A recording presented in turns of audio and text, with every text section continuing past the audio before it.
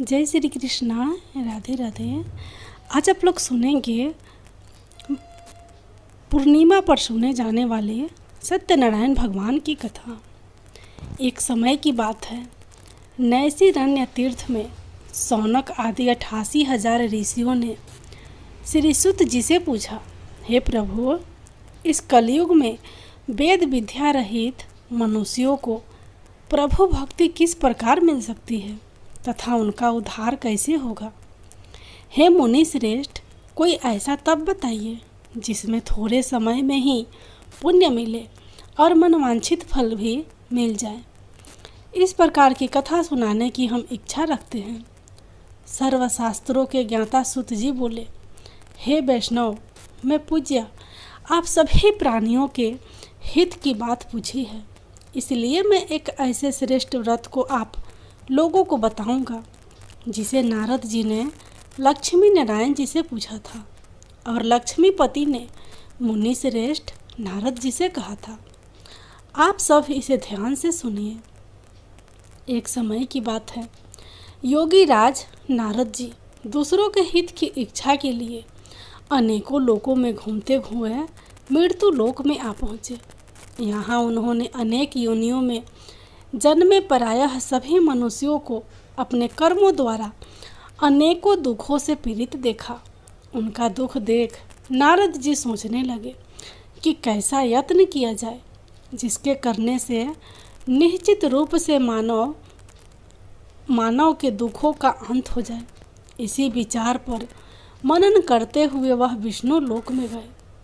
वहाँ वह देवों के ईश्वर भगवान नारायण की स्तुति करने लगे, जिनके हाथों में शंख, चक्र, गदा और पग थे, गले में वरमाला पहने हुए थे। स्तुति करते हुए नारद जी बोले, हे भगवान, आप अत्यंत शक्ति से संपन्न हैं। मन तथा वाणी भी आपको नहीं पा सकती है। आपका आदि मध्य तथा अंत नहीं है। निर्गुण स्वरूप सृष्टि के कारण भक्तों के दुख को दूर करने वाले आपको मेरा नमस्कार है। नारद जी की स्तुति सुन विष्णु भगवान बोले, हे मुनि श्रेष्ठ, आपके मन में क्या बात है? आप किस काम के लिए पधारे हैं, उसे निसंकोच कहो। इस पर नारद मुनि बोले कि मृत्यु लोक में अनेक योनियों में जन्मे मनुष्य अपने कर्मों के द्वारा अनेकों दुख से दुखी हो रहे हैं। हे नाथ, आप मुझ पर दया रखते हैं तो बताइए कि वो मनुष्य थोड़े प्रयास से ही अपने दुखों से कैसे छुटकारा पा सकते हैं। श्री हरि बोले, हे नारद, मनुष्यों की भलाई के लिए तुमने बहुत अच्छी बात पूछी है, जिसके करने से मनुष्य मोह से छूट जाता है। यह बात मैं कहता हूँ, उसे सुनो। स्वर्ग लोक व मृत्यु लोक दोनों में एक दुर्लभ उत्तम व्रत है जो पुण्य देने वाला है। आज प्रेमवश होकर मैं उसे तुमसे कहता हूँ। श्री सत्यनारायण भगवान का यह व्रत अच्छी तरह विधान पूर्वक करके मनुष्य तुरंत ही यहाँ सुख भोग कर मरने पर मोक्ष पाता है। श्री हरि के वचन सुन नारद जी बोले कि उस व्रत का फल क्या है और उसका विधान क्या है। यह व्रत किसने किया था? इस व्रत को किस दिन करना चाहिए? सभी कुछ विस्तार से बताएं। नारद की बात सुनकर श्री हरि बोले, दुख व शोक को दूर करने वाला यह व्रत सभी स्थानों पर विजय दिलाने वाला है। मानव को भक्ति व श्रद्धा के साथ शाम को श्री सत्यनारायण की पूजा धर्म परायण होकर ब्राह्मणों व बंधुओं के साथ करनी चाहिए। भक्ति भाव से ही नैवेद्य, केले का फल, घी, दूध और गेहूं का आटा सवैया ले। गेहूं के स्थान पर सांठी का आटा, शक्कर तथा गुड़ लेकर वह सभी भक्षण योग्य पदार्थ को मिलाकर भगवान का भोग लगाए। ब्राह्मणों सहित बंधु बांधवों को भी भोजन कराए। उसके बाद स्वयं भोजन करे। भजन कीर्तन के साथ भगवान की भक्ति में लीन हो जाए। इस तरह से सत्यनारायण भगवान का यह व्रत करने पर मनुष्य की सारी इच्छाएं निश्चित रूप से पूरी होती है। इस कली काल अर्थात कलयुग में मृत्यु लोक में मोक्ष का यही एक सरल उपाय बताया गया है।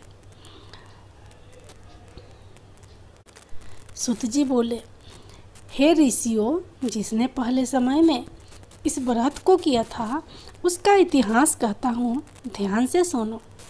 सुंदर काशीपुरी नगरी में एक अत्यंत निर्धन ब्राह्मण रहता था। भूख प्यास से परेशान वह धरती पर घूमता रहता था। ब्राह्मणों से प्रेम करने वाले भगवान ने एक दिन ब्राह्मण का वेश धारण कर उसके पास जाकर पूछा, हे विप्र, नित्य दुखी होकर तुम पृथ्वी पर क्यों घूमते हो? दीन ब्राह्मण बोला, मैं निर्धन ब्राह्मण हूँ, भिक्षा के लिए धरती पर घूमता हूँ। हे भगवान, यदि आप इसका कोई उपाय जानते हो तो बताइए। वृद्ध ब्राह्मण कहता है कि सत्यनारायण भगवान मनवांछित फल देने वाले हैं, इसलिए तुम उनका पूजन करो। इसे करने से मनुष्य सभी दुखों से मुक्त हो जाता है। वृद्ध ब्राह्मण बनकर आए सत्यनारायण भगवान उस निर्धन ब्राह्मण को व्रत का सारा विधान बताकर अंतर्धान हो गए। ब्राह्मण मन ही मन सोचने लगा कि जिस व्रत को वेद वृद्ध ब्राह्मण करने को कह गया है, मैं उसे जरूर करूँगा। यह निश्चय करने के बाद उसे रात में नींद नहीं आई। वह सवेरे उठकर सत्यनारायण भगवान के व्रत का निश्चय कर भिक्षा के लिए चला गया। उस दिन निर्धन ब्राह्मण को भिक्षा में बहुत धन मिला, जिससे उसने बंधु बांधवों के साथ मिलकर श्री सत्यनारायण भगवान का व्रत संपन्न किया। भगवान सत्यनारायण का व्रत संपन्न करने के बाद वह निर्धन ब्राह्मण सभी दुखों से छूट गया और अनेक प्रकार की संपत्तियों से युक्त हो गया। उसी समय से यह ब्राह्मण हर माह इस व्रत को करने लगा। इस तरह से सत्यनारायण भगवान के व्रत को जो मनुष्य करेगा वह सभी प्रकार के पापों से छूटकर मोक्ष को प्राप्त होगा। जो मनुष्य इस व्रत को करेगा वह भी सभी दुखों से मुक्त हो जाएगा। सूत जी बोले कि इस तरह से नारद जी से नारायण जी का कहा हुआ श्री सत्यनारायण व्रत को मैंने तुमसे कहा। हे विप्रो, मैं अब और क्या कहूँ? ऋषि बोले, हे मुनिवर, संसार में उस विप्र से सुनकर और किस किस ने इस व्रत को किया, हम सब इस बात को सुनना चाहते हैं। इसके लिए हमारे मन में श्रद्धा का भाव है। सूत जी बोले, हे मुनियों, जिसने इस व्रत को किया है वह सब सुनो। एक समय वही विप्र धन व ऐश्वर्य के अनुसार अपने बंधु बांधवों के साथ इस व्रत को करने को तैयार हुआ। उसी समय एक लकड़ी बेचने वाला बूढ़ा आदमी आया और लकड़ियां बाहर रखकर अंदर ब्राह्मण के घर में गया। प्यास से दुखी व लकड़हारा उनको व्रत करते देख विप्र को नमस्कार कर पूछने लगा कि आप यह क्या कर रहे हैं तथा इसे करने से क्या फल मिलेगा, कृपया मुझे भी बताएं। ब्राह्मण ने कहा कि सब मनोकामनाओं को पूरा करने वाला है यह सत्यनारायण भगवान का व्रत है। इनकी कृपा से ही मेरे घर में धन धान्य आदि की वृद्धि हुई है। विप्र से सत्यनारायण व्रत के बारे में जानकर लकड़हारा बहुत प्रसन्न हुआ।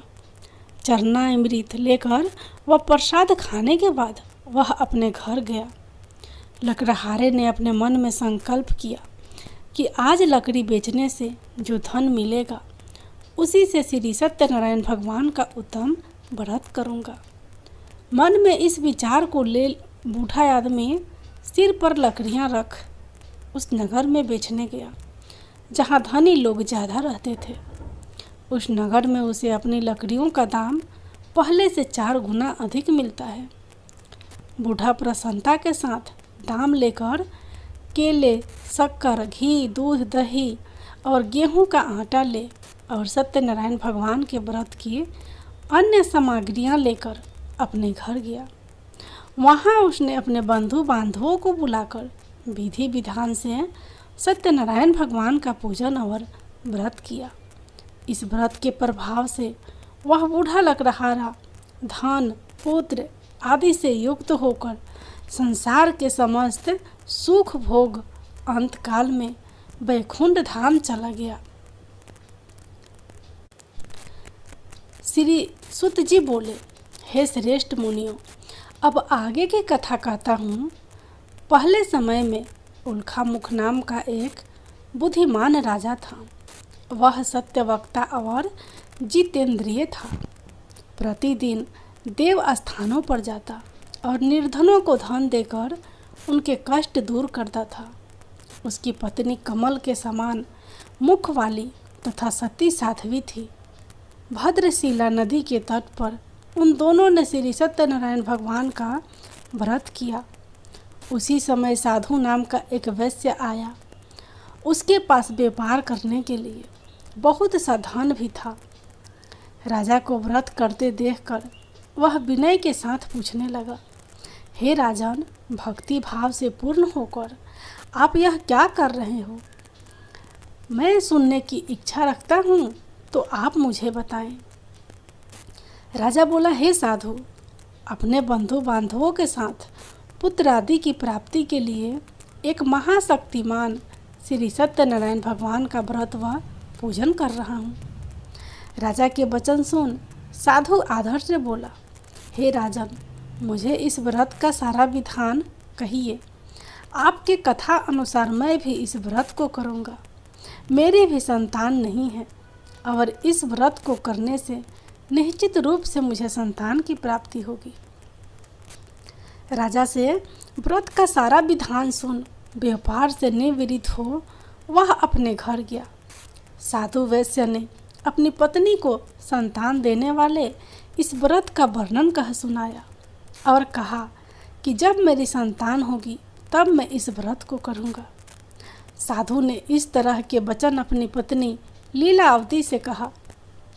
लीलावती से कहे, एक दिन लीलावती पति के साथ आनंदित हो संसारिक धर्म में परिवृत होकर श्री सत्यनारायण भगवान की कृपा से गर्भवती हो गई।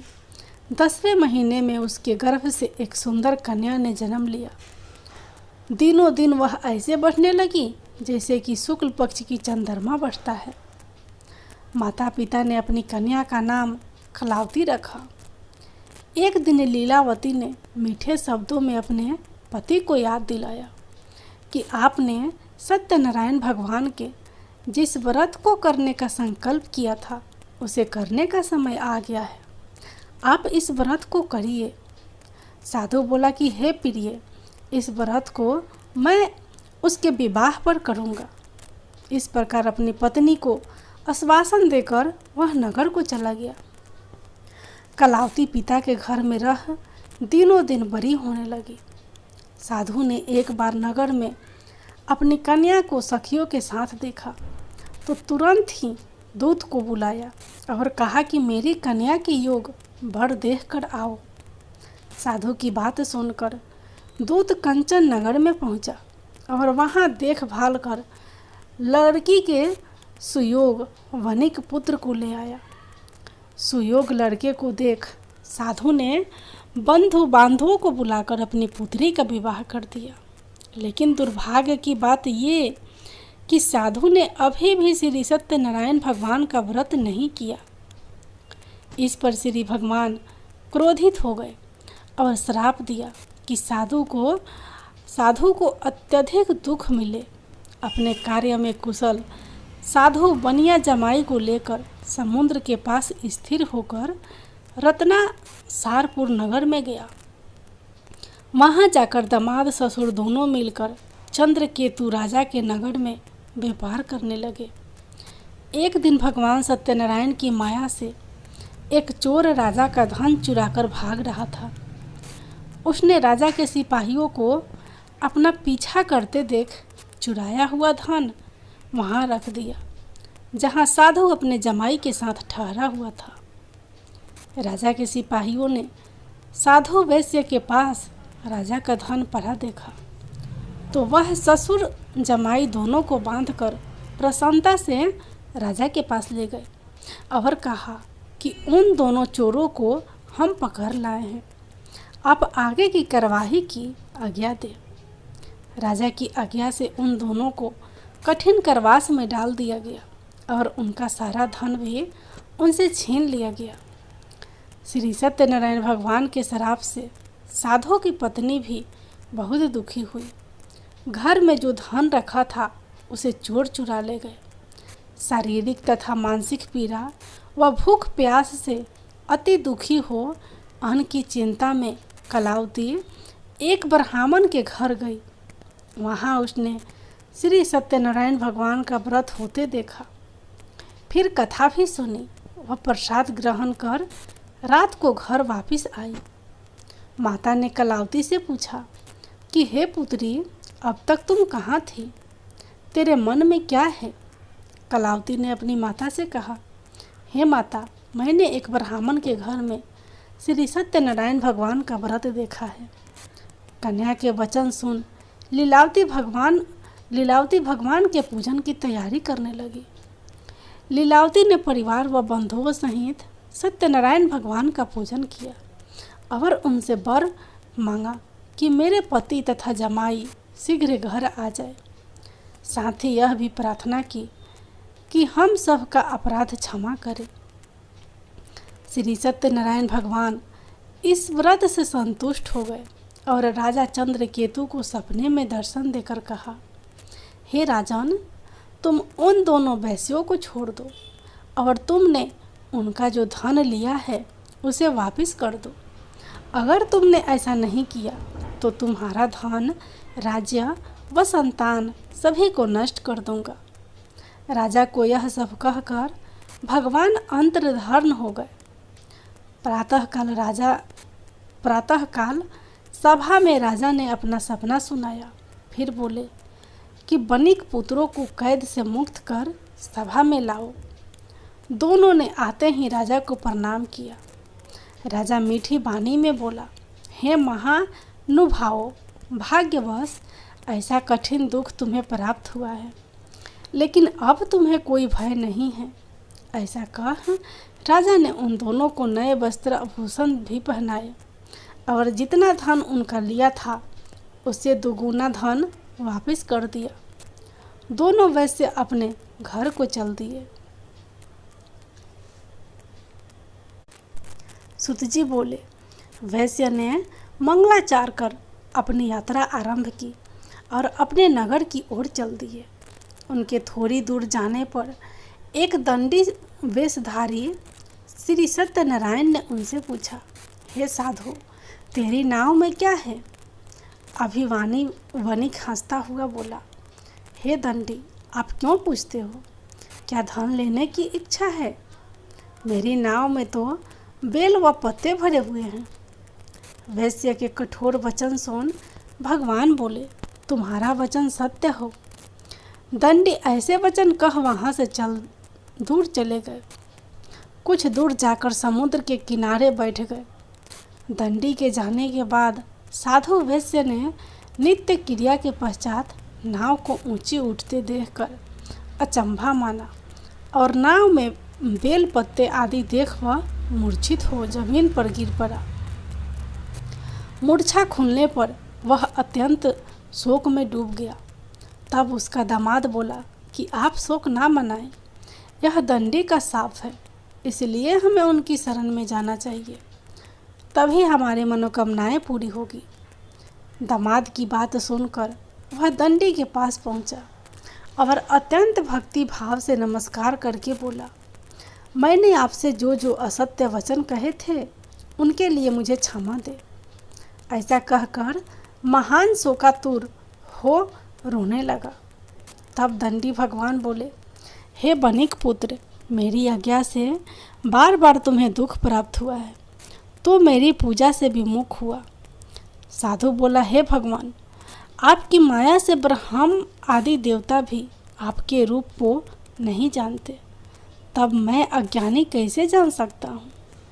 आप प्रसन्न होइए, अब मैं समर्थ के अनुसार आपकी पूजा करूँगा।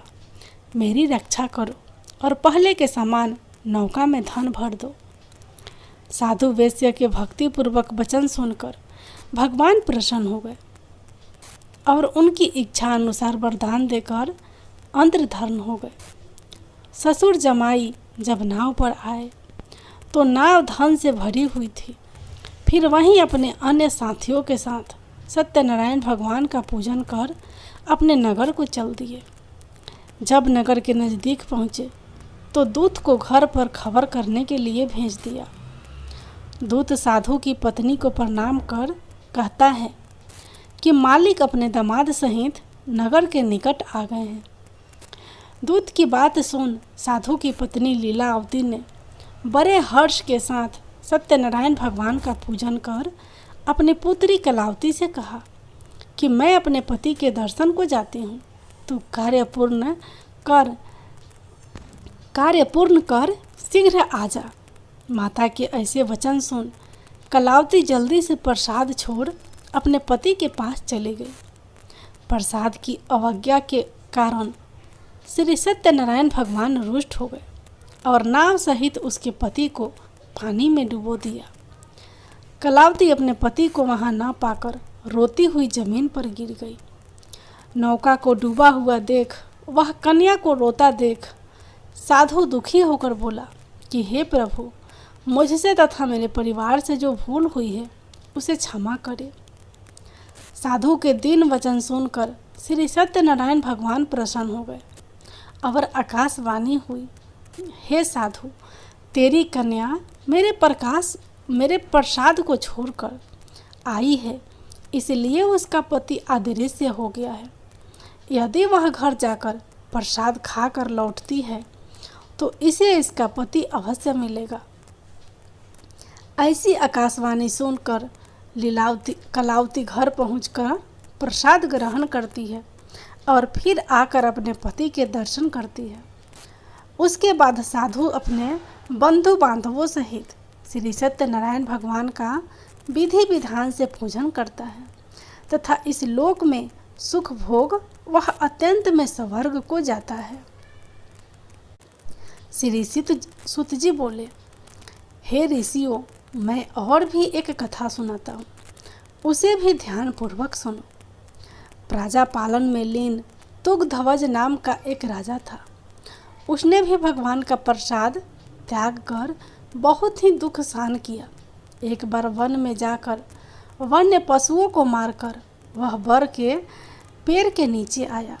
वहाँ उसने ग्वालों को भक्ति भाव से अपने बंधु सहित सत्यनारायण भगवान का पूजन करते देखा।